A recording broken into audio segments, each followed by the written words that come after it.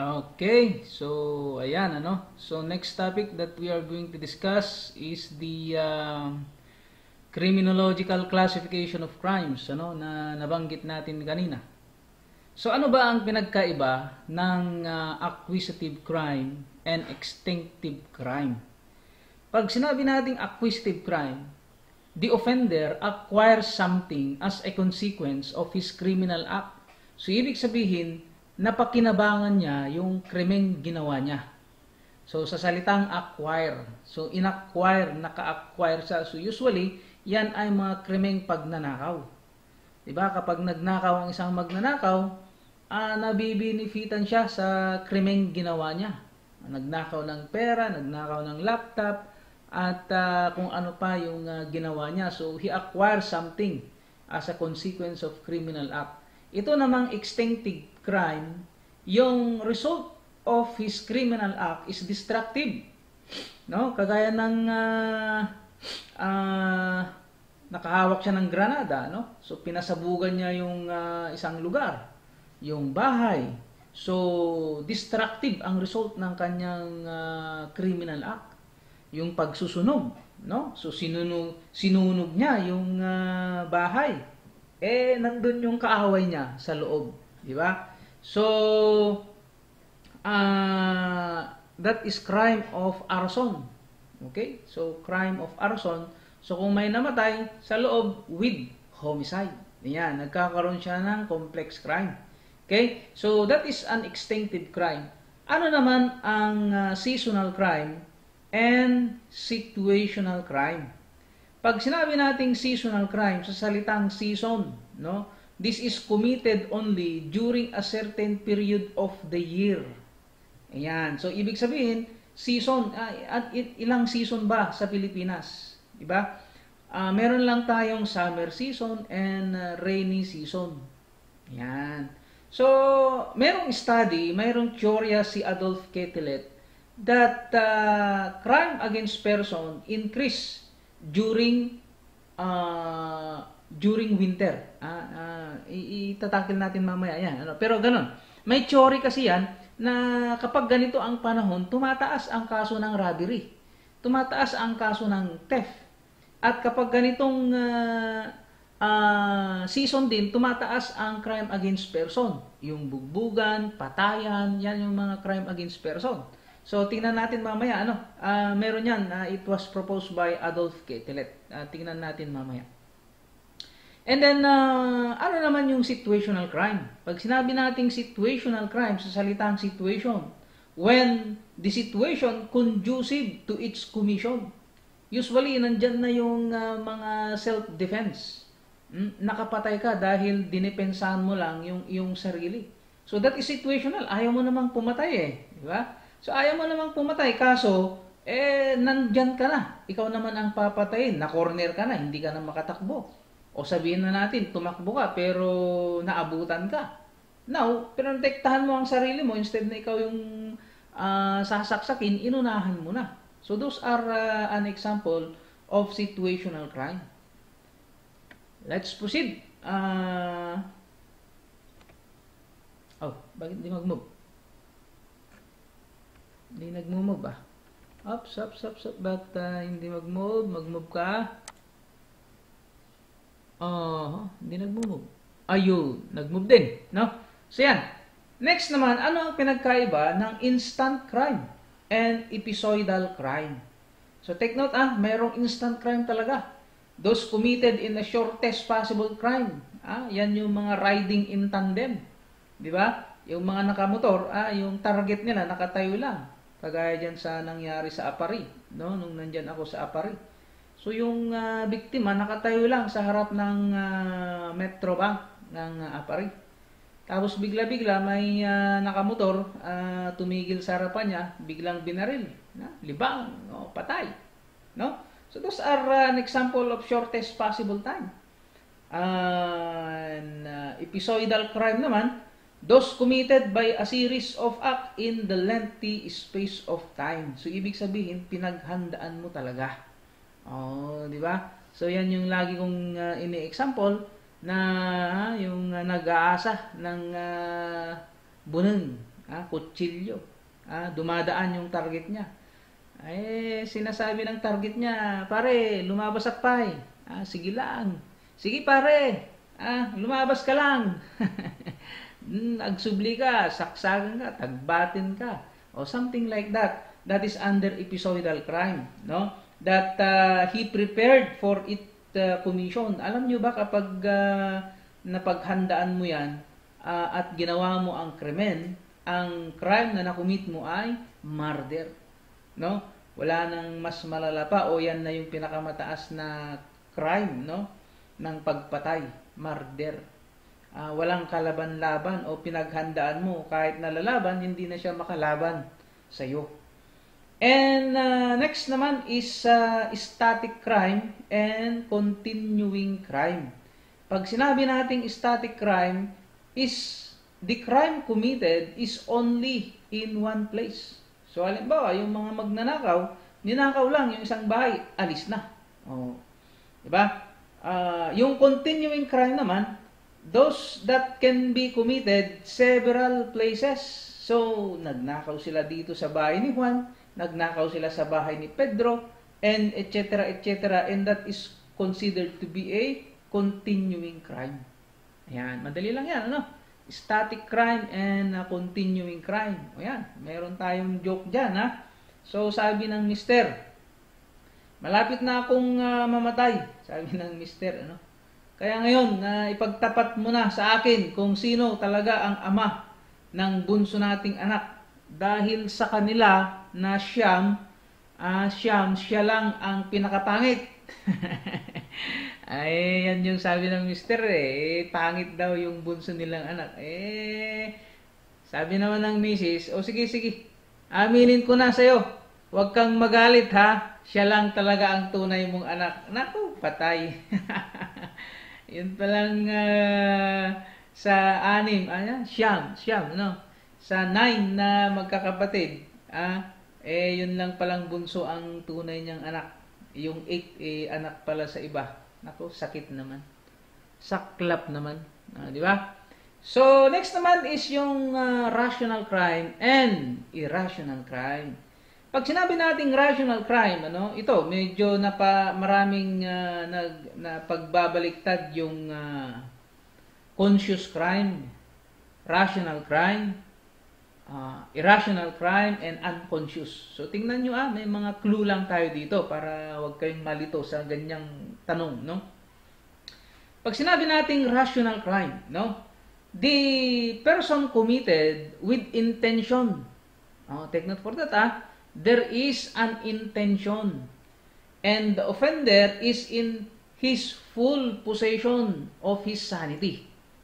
Yan, normal na normal, ginawa niya yung krimen na mayroong intention. Okay? Maliwanag yan, ha? Yang irrational crime naman, committed by a person who do not know the nature and quality of his act. Okay? On account of the distance of the mind. Ayan. So, kabaliktaran ng rational sa irrational, wherein hindi niya alam yung kanyang ginagawa. Wala siyang kaalam-alam, or ang example talaga natin dyan ay yung mga may sakit sa pag-iisip. Hindi nila alam ang kanyang ginagawa. Di ba? So naglalakad sila, hindi nila alam bakit sila naglalakad. Basta naglalakad lang. That is irrational crime. Pero kung naglalakad ka, may tatanong sa'yo, ba't naglalakad ka pare? Pupunta ako ng Tuguegarao. Di ba? Di alam mo. Di ba? Magmula dito Isabela, naglalakad ka, papuntang Tuguegarao. Di ba? So kapag yan ang sagot mo, you are rational. Alam mo yung reason bakit ka naglalakad. May tatanong sa'yo, bakit ka nagre-review? Papasa ako ng board. Magtatap na chair ako ng board. That's correct. That you are rational. Pag tinanong ka, ba't ka nagre-review? Hindi ko nga alam. Ba't ako nagre-review yun ang sagot mo. Nako, you are irrational.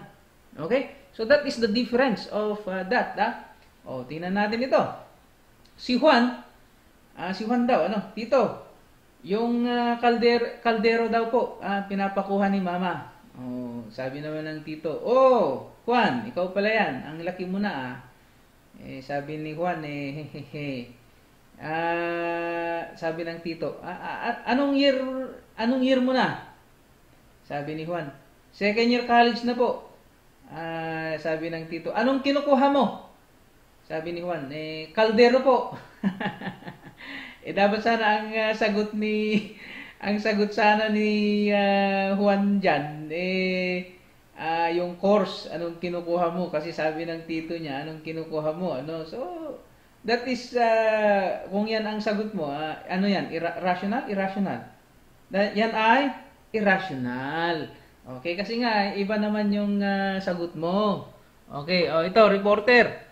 Sir, kung wala po kayong evidence, Sir, kung wala po kayong evidence, witness or suspect, ano na po ang next step ninyo?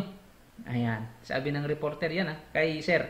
Sabi naman ni police, di DNA na. Reporter, Sir, ano po yung DNA? Sabi ng police, di namin alam. Okay. Yan DNA na. Ano, kapag ikaw yung reporter, di ba? So, may inis ka na matatawa ka kasi yung DNA pala, ang alam niya, DNA, ipapa-DNA test niya. Yang ibig sabihin pala ng DNA, di namin alam.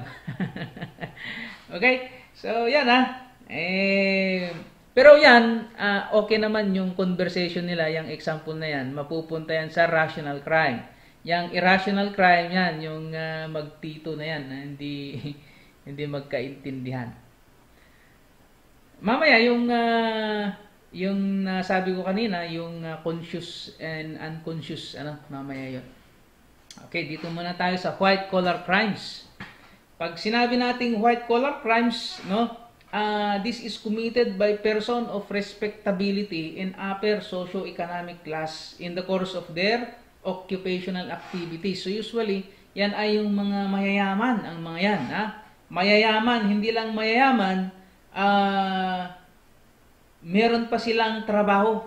And usually, sa mga ganitong white-collar crimes, ang example natin dito ay yung mga politiko in line of their functions as politicians. When they committed a crime, they will be considered as white-collar crimes. No? Pag yung opposite naman yan ay yung blue-collar crimes, yung mga ordinaryo lang na mga empleyado, in order to maintain their livelihood. So they are called blue-collar crime. Pag wala naman, yung mga halimbawa, mayayaman lang, wala naman silang pwesto sa gobyerno, hindi naman sila nagtatrabaho, they are called crimes of the upper world. Yan. Yung mga opposite naman ni blue-collar crimes, yung mga may hirap lang na gumagawa ng krimen, nag-i-snatch, nagnanakaw, they are considered to be crimes of the underworld. Yan. Okay. So, proceed tayo dito sa approaches to the explanation of crime. Bakit nga ba may crime class, So, unang explanation dyan ay yung subjective approach. Sabi ni subjective approach, the biological explanation of crimes focus on the forms of abnormalities that exist in the individual. Dahil daw sa tao.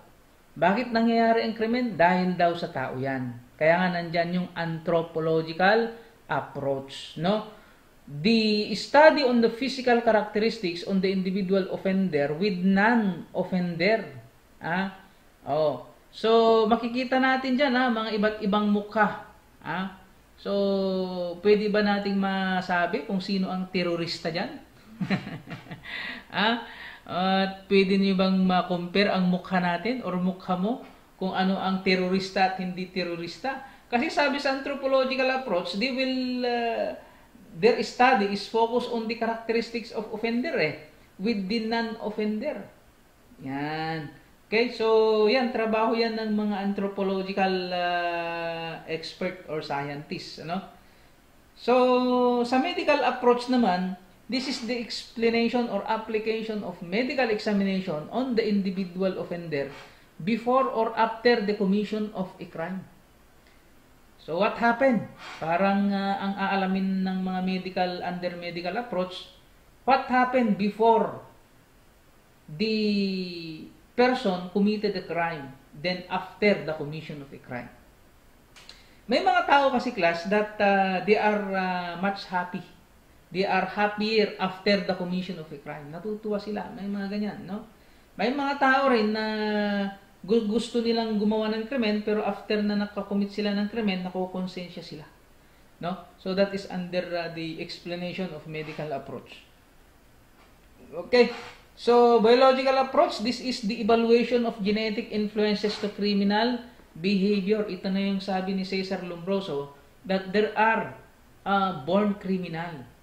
No? So, naipapasa through genetic genes. Naipapasa natin.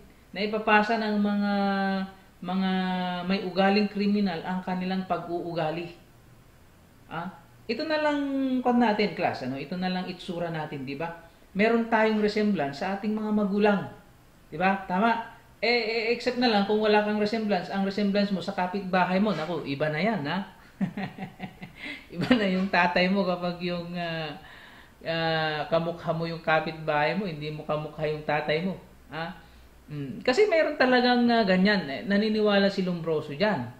Okay? Kahit gaano pa katino ang isang gusto niyang tumino, pero kung genes niya na yan, na ipasa mo na yung ugali mo sa kanya, hindi niya na kayang i-control, then that is the factor of biological approach.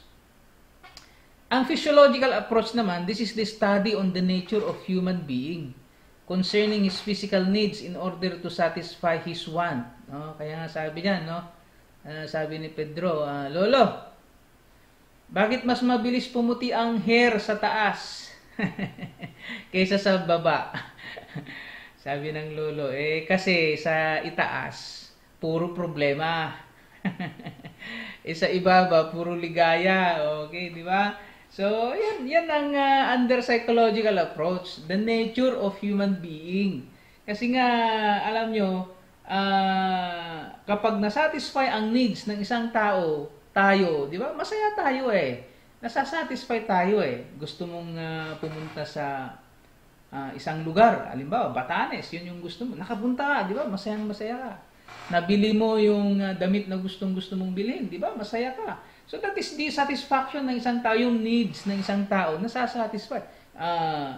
Gusto mong mag-ulam ng adobo, yun ang pero kung hindi mo naulam, yung gusto mong ulam, di ba? Na-frustrate ka gusto mong pumunta ng ganitong lugar, hindi ka nakapunta, na-frustrate ka. So those are the things under physiological approach. Okay? Now, we have also psychological approach and psychiatric approach. Anong pinagkaiba ng dalawang ito? Pag sinabi nating psychological approach, this refers to the determination of psychological needs of a man which constitute in the development resulting to unpleasant emotions. Ano ba ang nangyayari sa tao kapag na-frustrate siya? Yung iba, yung sinabi ko kanina, nagwawala, di ba? Sinusuntok ang pader. Okay? Yung iba naman, hindi nagsasalita. Medyo delikado yun, yung hindi nagsasalita, Mas okay pa yung mataray, yung bino-brought out niya yung frustration niya kaysa yung tahimik lang. Naku, delikado yun. Hindi mo alam kung magpapakamatay o ikaw yung papatayin niya. Yung psychiatric naman, yan na yung determinant or diagnosis of mental disease. So, ibig sabihin, meron ng kapansanan sa pag-iisip yung subject, the criminal, the causes why person committed a crime. So, sakit sa pag-iisip na yun. That is under psychiatric approach. Kaya nga yung mga may kapansanan, pinupunta sa mental hospital. Okay? Yun ay hospital sa mga may karamdaman sa pag-iisip. Di ba? So, we have also the psychoanalytical approach, the determination of the cause of depression. Ito na yung sabi natin kanina, paano kung na-depress ang isang tao sa kanyang basic needs? Alam niyo, ang basic needs ng tao under Maslow's hierarchy of needs is that kinakailangan ng shelter, foods, water, etc. etc. Yung mga pang-araw-araw na ginagamit natin yan ang pinaka-basic needs of man. Alam nyo ba, na ang basic needs of men na ngayon ay cellphone. O, di ba? So, nagsasabi ng bata, bilhan mo nga ako ng cellphone. O ito, nag-promise naman yung nanay or yung tatay, sige, bibilhan kita. Pagdating ng araw, hindi na tupad ng magulang. Di ba? Frustration yun. Yan. So, that is the causes of depression of the basic, and that is under psychoanalytical approach. Meron din tayo dito, the objective approach number 2, reason. Pag sinabi nating objective approach, yung kanina, yung subjective approach, that is referring to the person. Ito naman, objective approach, this refers to the environment of the person. So sabihin natin, sige, matino ka. No? Hindi ka tinuruan. Ang turo sa'yo, puro magaganda under subjective approach. Pagdating naman sa objective approach, paglabas mo na sa pamilya mo, sa bahay mo. Ito yung mga factors, no? Reason why ang isang tao nagkukumit siya ng crime. Okay, number 1 is the geographical approach. The study of the topography, natural resources, geographical location, and climate which lead the individual to commit crimes. Take note na kasama ang climate dyan, may factor kung bakit ang isang tao nakakakumit ng crime. Just like for example, those person who are there in the mountain area and person who are here in the lowland area. Example lang natin. Doon sa mountain area, pag taglamig, usually ang crime na nakukumit nila ay murder o kaya ay homicide, no? O kaya ay physical injury. Bakit? Kasi nagiinuman ang mga tao doon malamig ang panahon, malamig ang klima. Samantalang dito sa Patad, no? So, siguro sasabihin natin hindi naman ganun dito. Doon ganun. 'Di ba? Dahil monthly yan, malamig lalo na sa mountain province, no?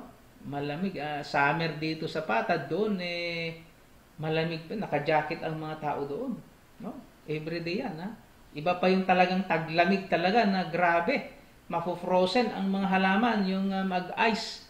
Ag-ice dagijay bulbulong ti kay kayo ijay. So, ganun, may epekto talaga yan, ano?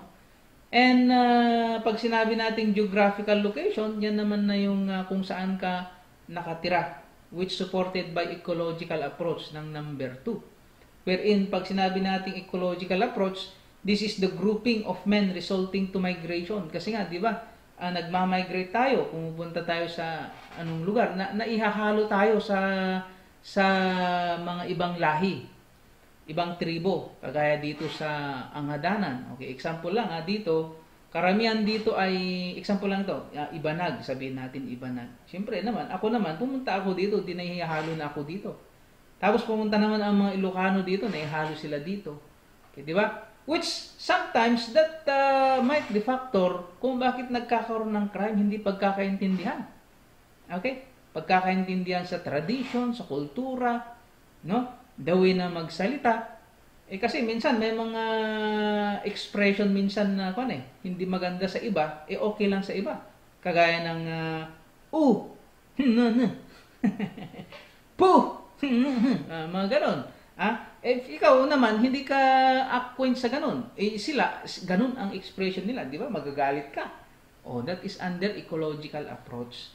Yung economic approach naman, that referring to the financial security of inadequacy in other necessities to support life as a factors to criminality. Naku, lahat tayo, pag walang pera, lalo na mga magulang, nanay, nakamuryot ang mga yan.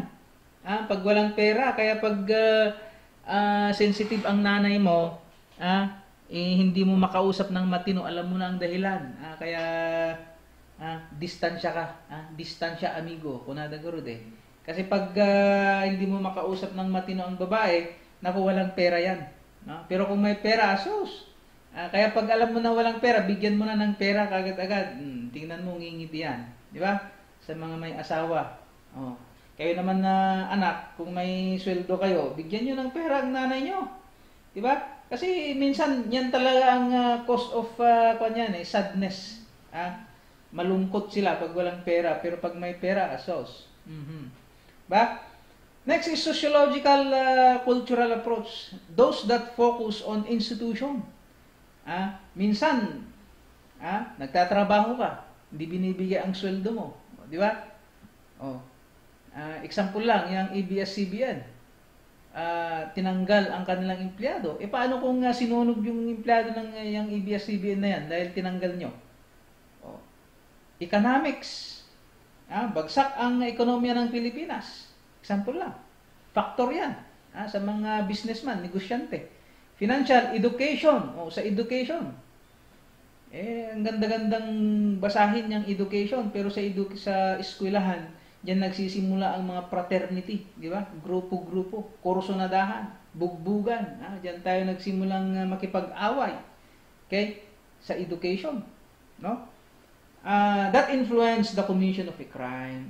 Di ba? Lahat yan na matino ka sa loob ng bahay nyo, pero pagdating mo sa labas, pagpunta mo sa labas, medyo nababago yung ugali ng isang tao. That is under sociological cultural approach. Okay? Next is, what are the different defense mechanism of man? Pag sinabi nating defense mechanism class, kapag nakagawa tayo ng hindi maganda, meron tayong depensa sa sarili natin, di ba? Dumedepensa ka. So, yan yung mechanism of man. Una is projection stage. Okay? Projection. You are pinpointing the criminal act that you make to other person. So, the individual's own undesirable characteristics are transposed to other person. Siya kasi ang may kasalanan. Di ba? Ba't mo binugbog? Siya kasi ang may kasalanan, sir. Di ba? Ba't binugbog mo ang tatay mo? Lumaban, sir. Di ba? Yan, those are projection stage. Example lang yun. No? Next is rationalization stage. People try to justify their own action. Di ba? Ba't mo binugbog? Lastog gamin di ba? Yan. Gina-justify mo na yung ginawa mo. Di ba? Ba't mo pinatay? Lastog gamin hindi lang siga na maglakad. Hindi ko naman yung gaganyan Yan. So, gina-justify mo. Ba't mo rin paano ko hindi i-rape? Nakakayang gamin. Okay, di ba? So, yan. Nag-justify ka na ng action mo. Ano naman yung repression stage? Motivated forgetting. Ayan, nakakalimutan. Hindi ko ginawa. Di ba? Kawang may kasalanan, may nakakita sa'yo. Hindi hindi ko nga alam yan Ayan yung mga karamihan na reason, di ba? Yan yung mga defense mechanism. Hindi ko alam yan repression stage yan. No? And also yung denial stage. Okay? Allows people to refuse to believe information that create anxiety. A person will simply say that the information is false. Hindi totoo yan. Ayan. Hindi totoo yan. Haanyag pa'y sudayta. Yan namang repression stage, nakalimutan niya na. Hindi ko alam yan. Yan yung sasabihin niya sa repression stage. Yung denial stage, dinideny niya. Kagaya ng kwan daw, yung sumakay sa van, nung paalis na yung van, bumibiyahe na yung van. May umutot. May umutot sa loob ng van. Okay? Sabi ng driver, ano ba yan? Ang baho! Sino bang umutot? Hindi kami. Ganun sila hindi kami. Denial Hindi kami. Hindi kami yan. Tapos pagbaba daw sa isang lugar, di nagbabaan na yung mga pasahero, sabi ng driver. Yung umutot dyan, hindi pa nagbayad. Sabi ng driver, sabi naman ng pasahero na maganda daw. Kuya, nagbayad na po ako Tiklo, di ba? So siya daw pala yung umutot Okay? Alam mo sa loob ng van, close yan close. Walang lalabasan ng hangin. No? Maangot yung amin. Diba? Next is, proceed tayo sa behavior aspect of man. No? Ano ba yung mga behavior aspect of man? Ito. Meron tayong mga, alam nyo, meron tayong kanya-kanyang talino. Ito yung mga aspect. No? Of course, number 1, intellectual aspect. Matalino tayo. Lahat tayo matalino. Iba-iba nga lang. No? Kagaya ng mga classmate ko. Ako, ah, hindi naman ako matalino eh. Masipag lang akong mag-review, magbasa. May mga classmate din kasi ako na matalino talaga. Yung napapakinggan lang niya yung lecture ng instructor namin pag mag-quiz kami. Perfect niya talaga. I have a friend na like that. Talagang matalino, no? Kaya nga dyan ako nabibwisit sa mga instructor namin na nagpapaquiz on the spot eh. Kasi hindi ako nakaka-cope up. Sa totoo lang, hindi ako nakaka-cope up. Kinakailangan kong mag-prepare para ako makapasa. Okay? Yan. Ganyan talaga yan. Pertains to our way of thinking, reasoning, solving problem. That is intellectual aspect of man. Yan lang ba ang meron sa tao? No. Meron din tayong emotional aspect. Diba? Nasasaktan din tayo. Lalo na kaming mga lalaki. Sa tingin niyo, kayong mga babae lang ang apektado? Kami rin. Di ba? Kami rin. Alam nyo, pagdating sa emotional aspect, mas moody ang lalaki eh. Sa totoo lang. Bakit? No? Kami, tanghaling-tanghali pa lang, iniisip na namin kung ano ang ulam mamayang gabi. Oh. Di ba? Doon na lang nag-iimot na kami. Nai-stress na kami. Nagkakaroon na kami ng feelings na ano kaya ang ulam? Baka hindi magustuhan yung ganito, ganito, ganito. Di ba? Yung babae, pagdating mo lang, magtatanong lang yan, anong ulam? Hindi niya nagustuhan. Doon lang siya magkukuhan eh. Mag-iimot-imot eh. Kami, no? At saka, nasasaktan din ang lalaki. Okay, that is under emotional aspect. Okay? Social aspect. Kailangan din nating makipag-interact to other people. Hindi naman pwedeng mag-isa ka lang. Hindi pwede. No man is an island, sabi nga nila. Kailangan mo ng kaibigan. Ha? Kailangan mo ng karamay. Ha? Oh. Kaya nga, noon pa lang, sabi ni God, hindi maganda sa lalaki na nag-iisa. Di ba? Kaya binigyan niya ng babae. Yan pa lang. Talagang alam ni God na we are socially influenced talaga. Ano? We need someone to interact with. Yan. Moral aspect, no? So, nakukonsensya din tayo. We know also what is good and what is bad. And that is moral aspect. If you know that is good, then do it. If you know that is bad, don't do it. Ganun lang kasimple, no? Kasi meron tayong konsensya. Moral aspect yan. Okay? Next is psychosexual aspect. This pertains to our being a man or a woman. The expression of love. Kaya meron tayong crush, no? Meron tayong loved one na sinasabi. Love mo ang karamihan, pero meron kang pinaka-love na nag-iisa. Di ba? Yan yung mga asawa ninyo. O kaya ay crush ninyo. Kaya nakakaramdam kayo niyan kasi meron kayong psychosexual aspect, no? Bakit ka naliligo? Kasi gusto mong ma-impress ang yung crush mo sa iyo, di ba? Meron kang motivation eh. Okay? And also political aspect, nako. Pagdating sa political aspect ngayong panahon ngayon, nako, ang gobyerno, ang daming kalaban ni Duterte, class, ngayong taon na ito. Kawawa si President Duterte.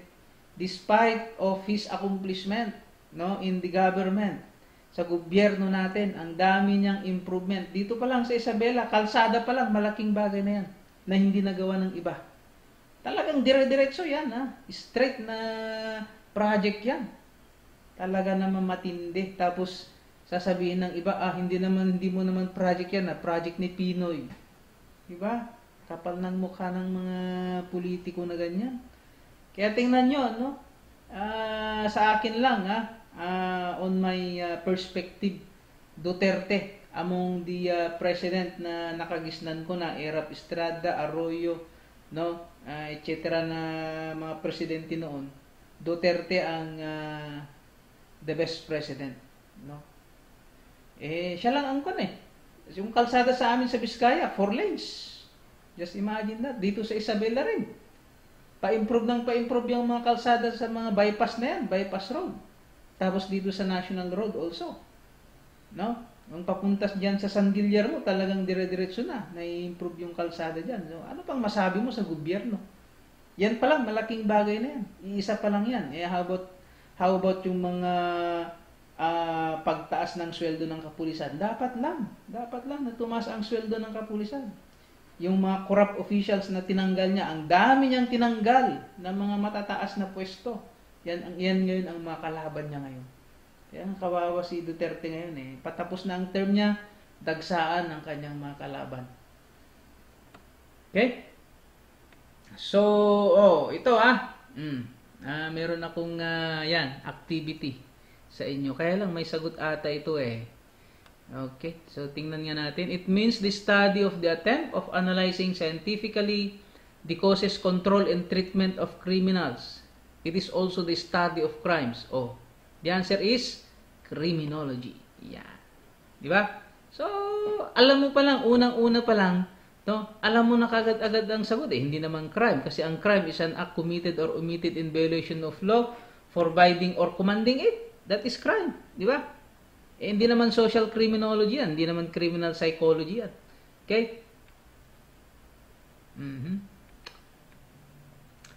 It is the discipline involved in the collection of knowledge about criminal action, which is the study of crime focused on the group of people.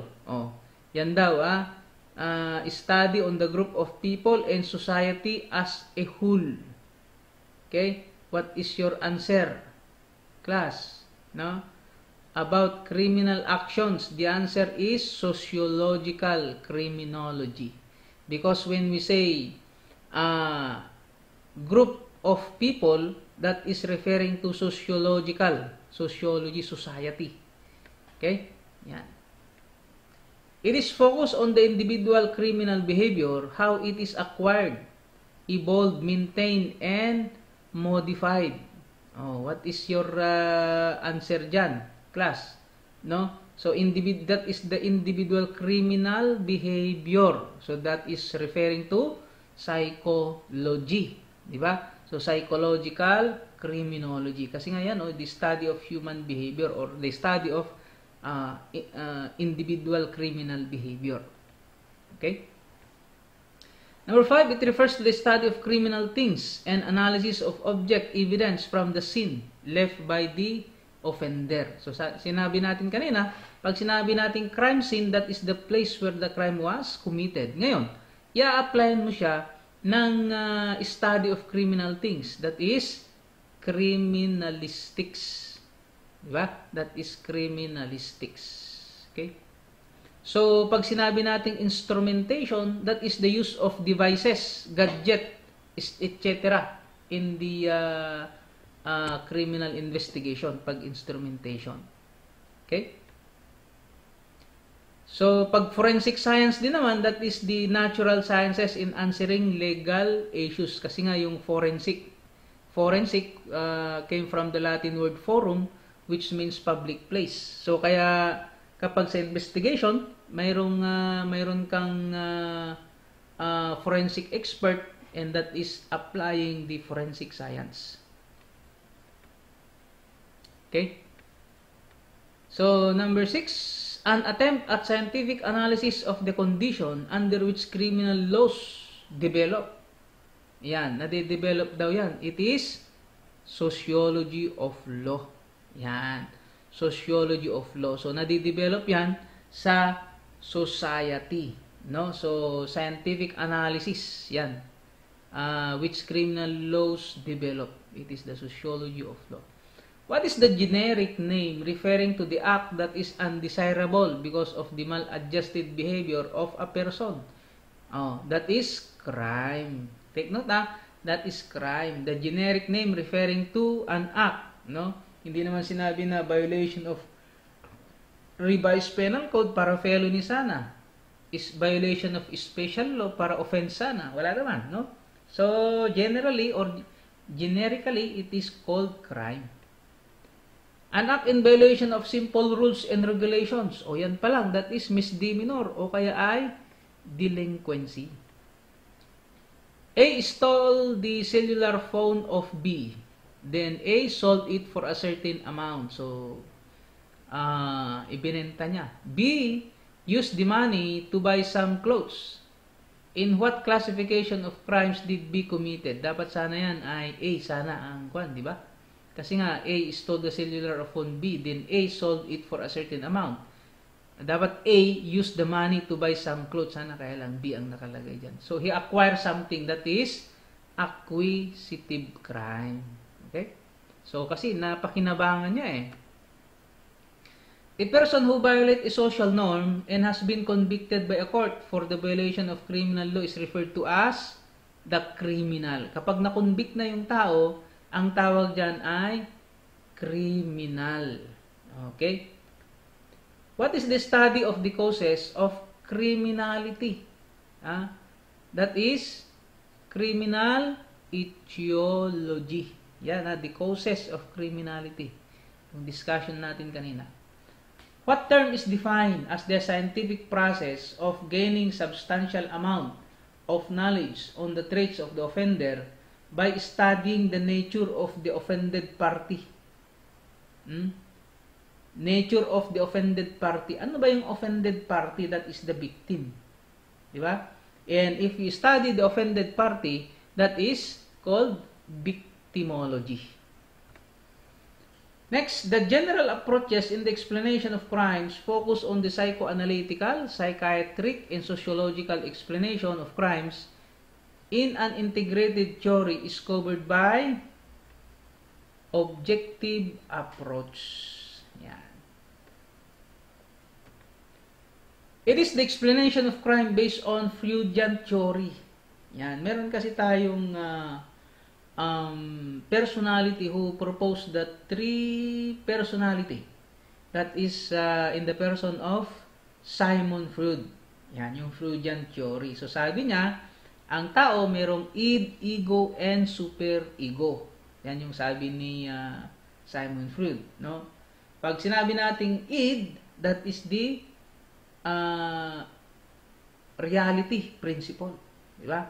Pag ego, that is the pleasure principle.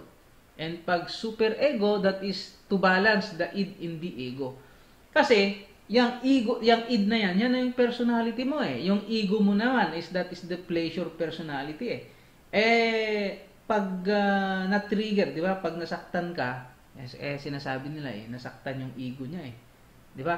Pride kasi yan, ego na yan. Di ba? Pride yan. So, kaya kung ma-pride ka, talagang manununtok ka na kung nasaktan yung pride mo. Sisigaw ka na. Di ba? Ganun ang gagawin mo meron tayong super ego. Binabalance yung dalawa. Okay? So, the answer is physiological approach. What approach deals with the explanation of crime concerning financial security? Yan. Ano daw? Referring to financial security is economic. Yan. Economic. This theory maintains that crime is a function of social change. Yan. Social change daw. That occurs along with the environmental change. The answer is human ecology. Yan. Ecology Pag sinabi natin ecology, referring to environment. Okay? Who proposed utilitarian hedonism? The answer is Jeremy Bentham. Okay? Si David Durkheim naman, that is yung social theory. Crime as social fact anomy. The school of criminology that maintains that man is essentially a moral creature with absolute free will. The answer is classical theory. Okay? Cesar Lombroso's theory on inferior or animalistic behavior of man is called atavistic stigmata. Yan, may pagka-animalistic ang ugali ng tao. That is atavistic. The theory that explains the absence of norms in society provides setting conducive to crime is called the anomy theory. Yeah. who maintain that crime is an important ingredient of all healthy societies because crime makes people more aware of their common interests and help to define appropriate moral or unlawful behavior. Oh, sino daw ang nag-suggest dyan? No? David Durkheim. Yan. Okay, yung ingredient of all healthy societies, it was David Durkheim. What theory maintains that the isolation, segregation, competition, conflict, social contract, interaction, and social hierarchy of people are the major influences of criminal behavior? Who proposed that? Or what theory is that? That is human ecology theory. Okay? So, bakit human ecology theory? So, take note, maintains that isolation, segregation, competition, tao yan. Di ba, class? Kaya sa tawag dyan is human ecology theory.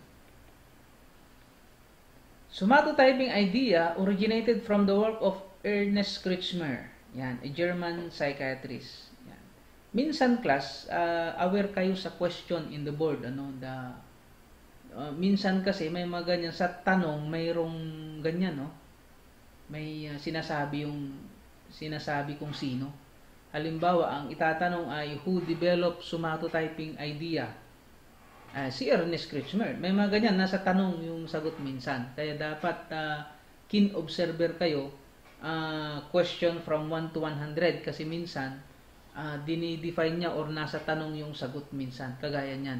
Tapos magsasabi siya sa baba niya yung tanong niya na, no? So one of its three principal types of physique is a person of medium to tall, strong muscular in coarse bone, who is referred to as strong in muscular. Of course, that is athletic. Yan, kasi nga muscular ka so athletic yan. Okay, so ituloy natin mamaya yan Break muna tayo, break.